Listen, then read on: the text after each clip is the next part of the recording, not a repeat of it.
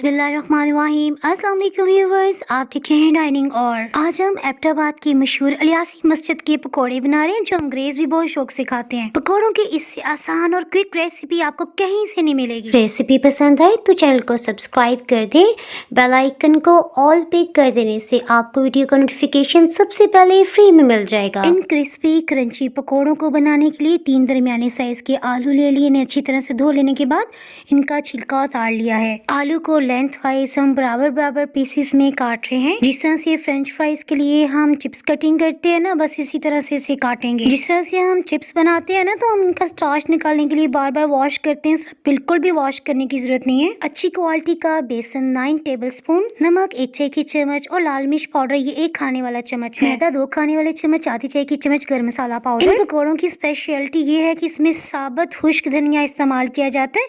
1.5 tablespoon इसमें हमने शामिल किया है। बहुत कम पानी इसमें डालेंगे, बस इतना कि बेसन आलू के साथ चिपक जाए। हीट को मीडियम लो से थोड़ा कम रखेंगे। इस तरह से पकोड़े बहुत क्रिस्पी बनेंगे। इन पकोड़ों को कभी भी चम्मच के साथ नहीं बनाया जाता है, बल्कि हाथ से इस तरह फैलाते हुए डाल रहे हैं। जब टेढ़े मेढ़े बनेंगे ना, तो इनमें बहुत क्रिस्पी बन आ जाएगा। सॉरी, गले में इन्फेक्शन की वजह से आपको मेरी आवाज कुछ अजीब सी महसूस हो रही होगी। जब इन पे हल्की सुनहरी रंगत आने लग जाएगी ना, तो हीट को मीडियम कर देंगे। इस तरह से इनके अंदर जो भी ऑयल जज्ब होगा ना, वो ये रिलीज कर देंगे। आपको आवाज से भी महसूस हो रहा होगा कि पकोड़े कितने क्रिस्पी बने हैं। इसमें मैं आपको टिप देती चलूं, जब हम फर्स्ट बैच पकोड़ों का निकाल रहे थे तो हीट को बिल्कुल लो कर दिया। इस तरह से ऑयल का टेम्परेचर ज्यादा हाई नहीं होगा।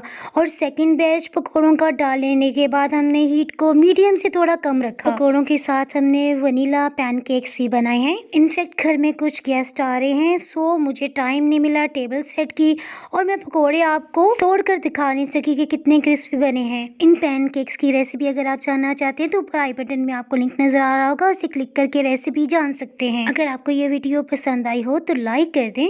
डाइनिंग आवर पे आपको रमजान, ईद, दिवाली और क्रिसमस की बहुत सी रेसिपीज मिल जाएंगी। फिर मिलेंगे किसी मजेदार सी रेसिपी या व्लॉग के साथ। उस वक्त तक के लिए दुआ में याद रखें। अल्लाह हाफिज।